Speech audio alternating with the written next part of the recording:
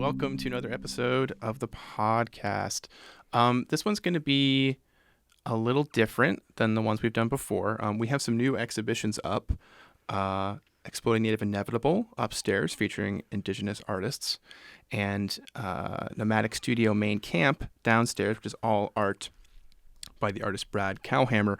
And our great team of interns, 6 of them, just did some truly awesome gallery talks about them where they got to dig into some of the specific work and really flesh it out. So today you'll be hearing from them in groups of 2, talking about their work and their research. So first up, we have Josephine and Lola. Hello. Hello. Hi. How are you guys doing? That was very in sync. How are you? Yeah, good. Thanks for coming on and doing this. I guess so. First, just for people listening, like, what is your role as an intern?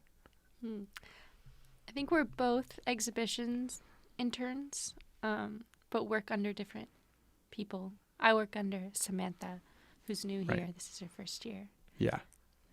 And we're doing, focusing on curatorial stuff for a one-night film festival, which will be happening next semester. Yeah. Keep an eye out for that. Details Yeah. coming soon. So, and Josephine? I am working with Dan Mills on an exhibition that will be coming up next semester as well on Saul Steinberg. And so I'm doing research and helping a little bit with curatorial. Yeah. The curatorial side of things as well. Excellent. Alrighty. So, the gallery talks. So, first off, who wants to go first, actually? I'll go. Nice. Volunteering. She's confident. Yeah, Volunteer exactly. as So, tribute. yeah. So what first off, what piece did you look at, and then what initially drew you to that piece in particular? I looked at Dwayne Slick's Actuarial Space, which he painted in 2021. Well, the piece is fairly large and sits on its own wall, so I think it's easily captivating. And it felt very different from the rest. I think that it's a really exciting and colorful exhibition, but this one kind of resides in more like minimalist, I think, aesthetics of like lots of black and white and just a few dots of color. Yeah, I think it definitely stands out from the others by being not colorful, which is not normally how that works. Not normal, yeah. But yeah, and digging into it and doing some research, what popped out at you? What was so compelling about this piece? Yeah, well, I was really interested in just all of the lines that are happening.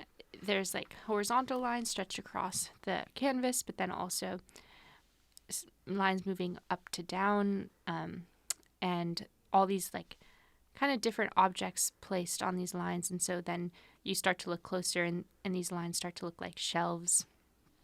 And so you have like these coyote skulls, and then you have a few plants. And I started researching a little bit about kind of Dwayne Slick's philosophy, and he thinks a lot about relationship to art and nature, and the differing perspectives between Western's philosophy over nature and the indigenous one, and the indigenous philosophy being very much that indigenous people exist on the same plane as nature and are equals to nature, and Western philosophy being that humans are superior to that and exist over.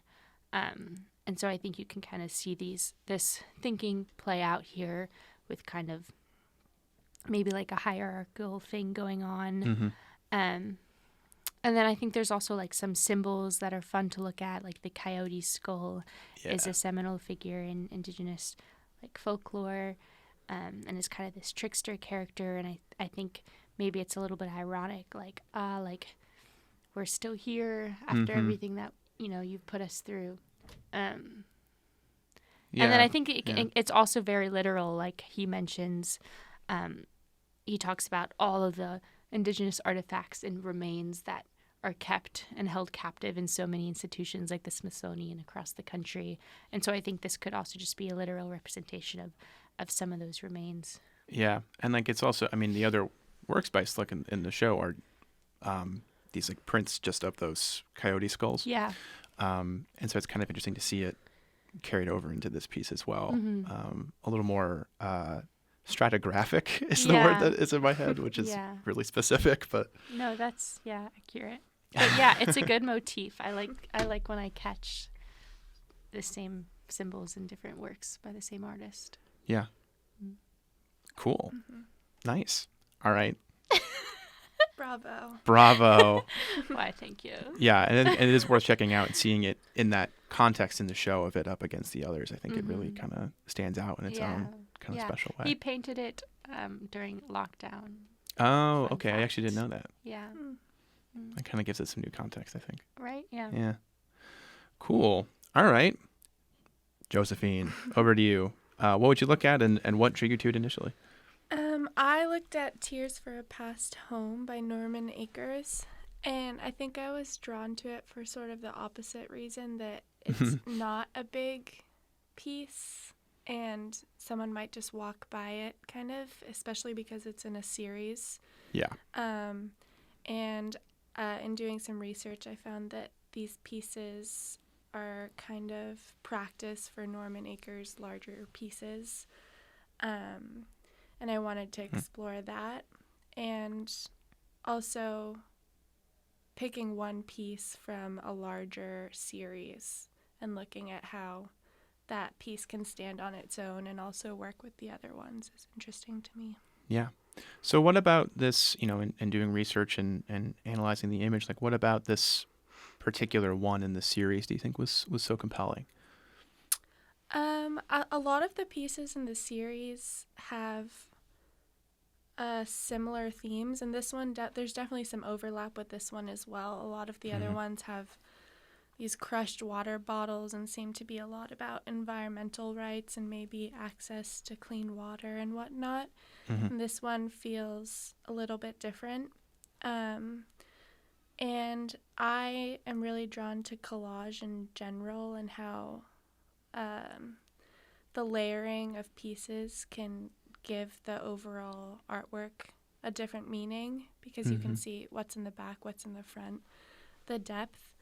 So in this piece, there's a map in the back and elks and these log cabins, and those feel sort of representative of Indigenous land and heritage, and the elks are a symbol for the Osage community that Norman Akers is a part of. Comes up a lot in his work too. Yeah, and they're relevant in all of his pieces in this series as well, but this one kind of has a different meaning. And so how he intentionally chooses to put those pieces in the background in more muted colors and have something else on top, which in this case is these tears and these figures from U.S. currency in UFOs on top, sort of dominating that land and that culture.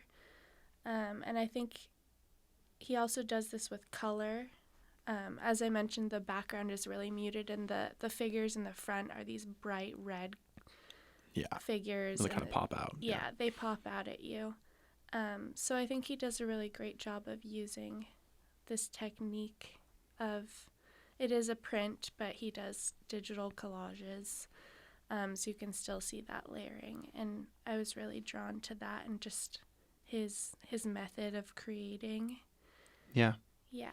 I find it, interesting in both of yours that you're picking up on these recurring motifs within the artist's work, and then how that has one meaning for, in a particular Indigenous community, and then like a different meaning when it's kind of separate out from that context. Thinking about elks and coyotes and the nature of our relationship with the environment.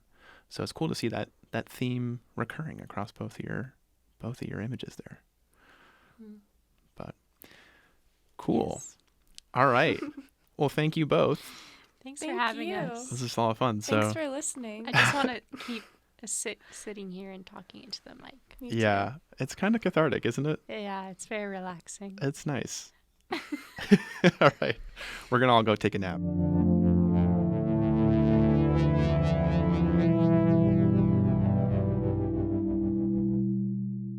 Great.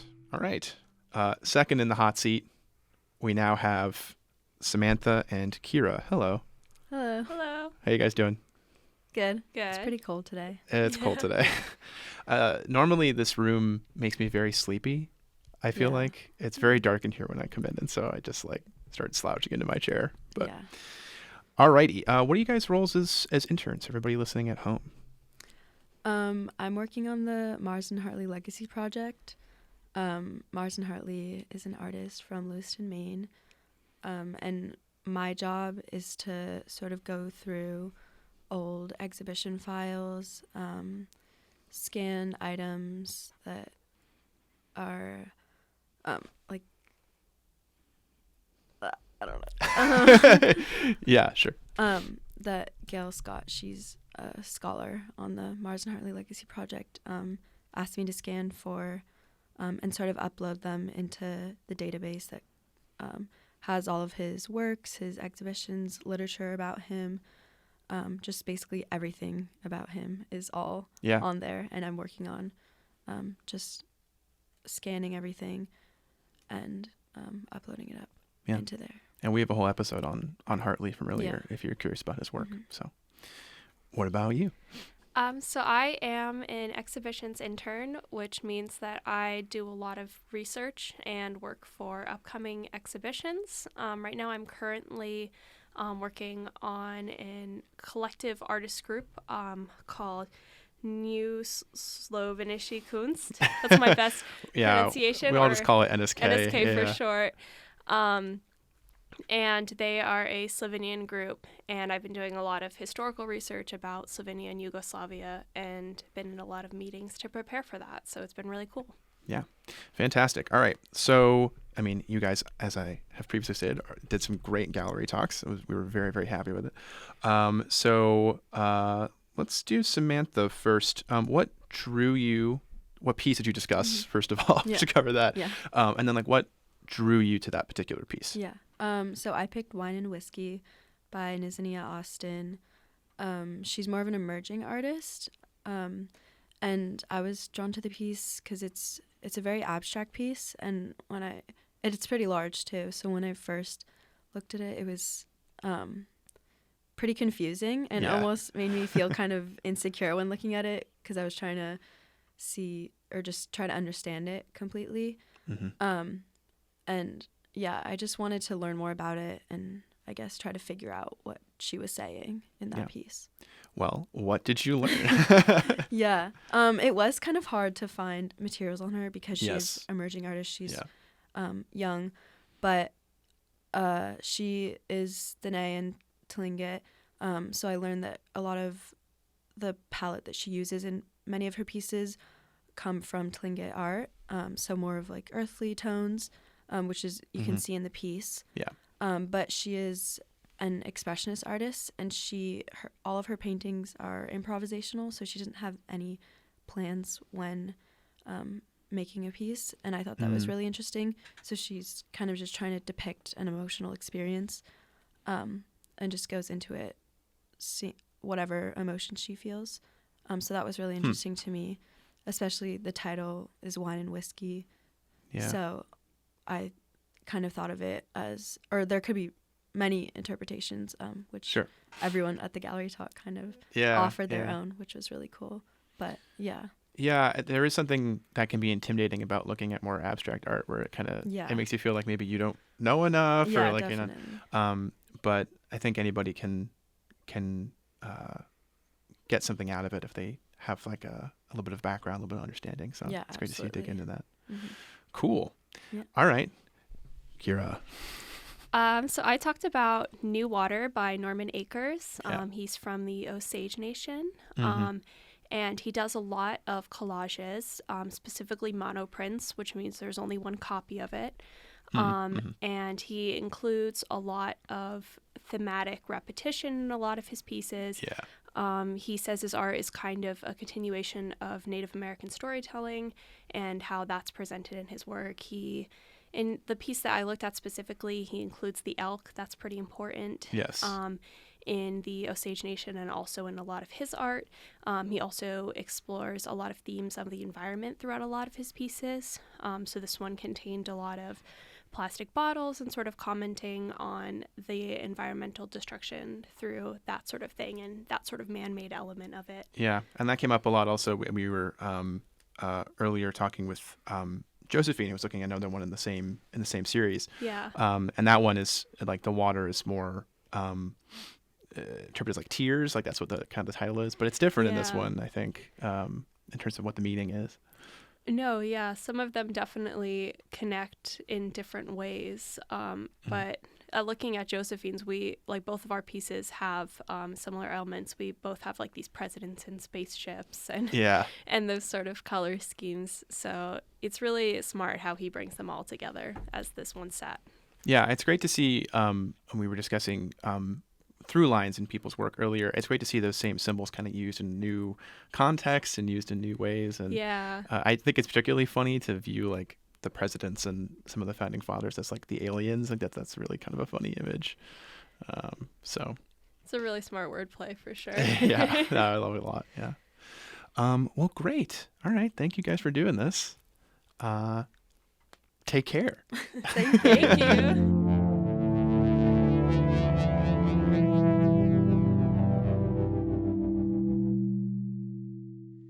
Last but not least, the collections interns are here. Woo! Wow, enthusiastic. Well, Yeah. you told us not to blow out the mics. And We had to tone it down. You're the first people to woo on the podcast. That's so I think. embarrassing. Sad. No, this is a good thing. Yeah, this is I don't exciting. know. I don't really know if I want to be memorialized as memorialized. I don't As want a to be a woo Immortalized. girl. Yeah. Woo. Yeah. Yeah. Well, I'm here with the I'm a Woo proud girls, Jensen and Lucy. Hi, how are you guys doing? We're doing good. Yeah. We're excited to be here. Sweet. So you guys are collections interns. Mhm. We've talked about that on other episodes of the podcast, but roughly, what does that mean if someone doesn't know what that is? I think Lucy will probably have Oh. the better definition. Well, Wow. We have been working for the past couple months in the basement of the museum in the archives. In the darkest, deepest In the corner. dungeon. Sound Um, effect. Calling it the basement is so accurate but sad. Yes. Well, It's not it's a good sad time. basement, but there is It's a no fun windows, basement. and Yeah. that can be a little. Climate control is Mhm. key. Yeah, you got to keep it safe down there. But we've been working with a collection of Polish posters, Yeah. specifically for the circus, for the opera, for various Theater. entertainment Yeah. venues, from like ranging from the 50s through the 70s and maybe 80s. I don't Even know if there's 90s? any 80s. But most of them are from the 70s 70s, range. 60s, yeah. And basically what we do is we putting all of these works into our digital database Embark. To make it more accessible for Yes. you. more accessible. Yeah. People coming To our listeners. The good, adoring public. Yes, Yes. listening to this episode. But what exactly do we, what kinds of, what So- pieces so of information there's do we like put in we there? have a little we made like a little checklist because honestly it gets a little daunting. It really does. Yeah. No matter and how many times you've done it. no matter how many times you've done it, it does get easier.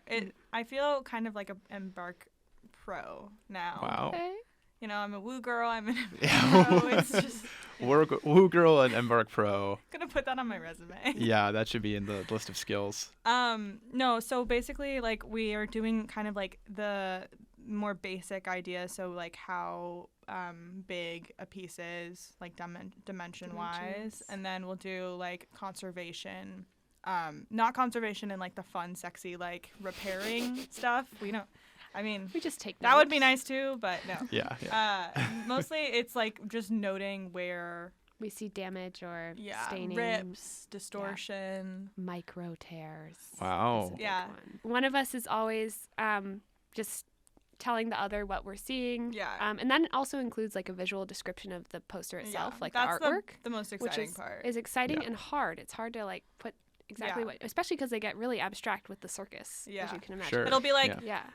abstract figure in all black with top hat stands center left. Yeah. You We've been know. really working on our directions. That's been Yeah. I'm Yeah. a little directionally challenged, so it gets a little Yeah. tough with the left and right. But yeah, Nice. and then we go through the artist information. Yeah. That sometimes requires us to Right. the artist isn't in our database already, Right. so it requires us to do a little more research into Mm-hmm. birth, date, Yeah. nationality, all that stuff. But the thing about museums is that like a lot of this knowledge is for the public, but then some of it is just for our own like internal tracking. So like we'll do like what is it called, the value line? The valuation. Yeah. Oh, where yeah. It's like That is hidden, I think. yeah. Yeah. Or like if the piece is a donated piece, which I don't know how many of our pieces are donated. Like Many. I'm honestly them, I no? think most of them. No, because Oh, we no, have there's we have an acquisitions acquisition too. fund. Yeah, But Okay. yeah. like if we get a piece donated, which like the Polish posters that Lucy brought up, those are all donated Yes. By Dale Duty. by. Dale Duty. Okay, we'll talk. We'll get into there. Dale Duty. Okay. We'll get there. More we about did Dale Duty. email him. Oh, you did. Yeah, Great. but now we're like confusing the Yeah. audience. Okay. Yes. Well, I hope Mr. Duty finds this podcast. Honestly, and gives we a could good send answer. him that. Okay. Yeah. We'll get it. I'm being obnoxious. All right. So to Focus in. get focused here.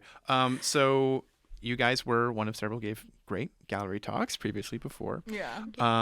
And I guess I'll toss it to Lucy first. We've heard from people about Norman Akers in like Yeah. the small prints already. Yeah. But you chose to talk about a much larger Norman Akers piece. What drew you to that, and tell me some fun things about it. Yeah. Well, it's one of the first pieces that you see when you walk into the museum. That was my first image of the whole exhibit. Really, it sets the tone really beautifully. It's this huge painting of a very desolate landscape. We see it's very murky, probably implied oil. There's streaks of red.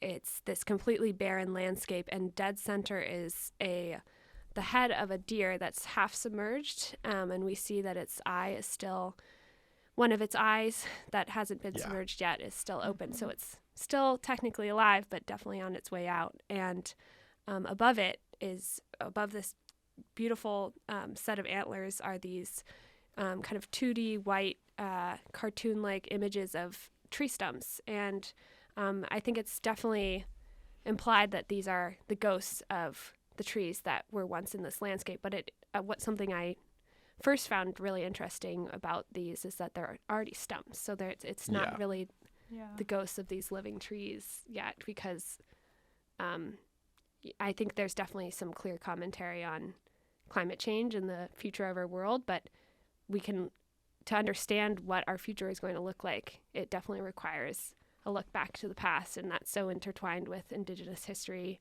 in America. And Yeah, and was I great. think, in some of like the smaller prints, one of the things that come up is like there's a little bit of like humor involved in them, like the founding fathers and presidents and like Yeah. UFOs and things. Yeah. It's the- really whimsical stuff. Yeah, it I is. love. Yeah. The painting is a lot more like scary and It kind of It stark. is very scary, and it's this deer's one red eye staring Yeah. at you, and the title is Watchful Eye, so you can kind of put two together there, and Yeah, definitely it you definitely feel called out when you Yeah. see the painting, but more challenging. but Yeah, challenged.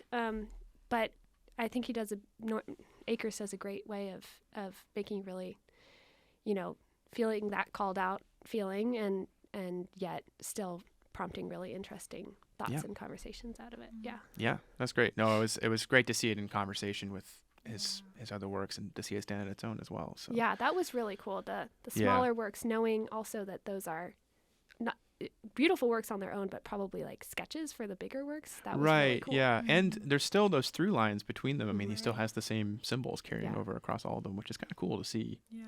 multiple works by the same artist. So Yep. come see the wall Mhm. in the exhibition. It's such a cool wall. You don't want to miss it for sure. Speaking of this exhibition, Jensen is the only person who did a work from our downstairs show. It's It was a hard burden. Carrying the full weight of Brad Kelhammer's legacy on your back. So what drew you down there? And you looked at American Horse 2, I know. Tell us some fun stuff about that. Okay, so the piece that I chose for my gallery talk, I think I chose it. Honestly, I don't think I had an articulate reason why it spoke to me until after I researched it. Sure. Which I think is like a very common thing when looking at art. Like we see something and we're like, oh my gosh, but then we don't really realize kind of like the emotion or the reasoning behind it until we learn more, which is just like so fun. But yeah, so I chose this piece and not really knowing that much about it. But then I went in and, you know, did all the like research liberal arts skills that, you know, we have both from this job and also the Bates degree at work. The Bates degree at work, yeah. But what I think spoke to me about Brad Kelhammer was that he is kind of coming at like Indigenous art and identity from a really, I don't want to say unique because I think sadly like his position is common, but or way more common than it ever should be. But basically, he was adopted off of a reservation, and we don't know which reservation. Yeah. He doesn't know. There was a law that was passed. I'm blanking on the name of it, but it wasn't documented when he was adopted. Yeah, exactly. But now it is. Yeah. In theory. Yeah. In theory, you should be able to know if you're adopted off of a reservation. But essentially, he was adopted by this German white family, and a lot of his work is about unpacking his identity in relation to being Indigenous, but to not knowing, to like being native without a tribe. Yes. Which is a phrase that he uses a lot in his writing and interviews, and that really stuck with me. Which brings me to the piece American Horse 2. American Horse 2, which is this like also very big like floor to ceiling piece, like Lucy's. Well, yours is slightly smaller, but whatever. It's this intimidating big piece of this face, and inside the face there's only like one kind of illustration icon.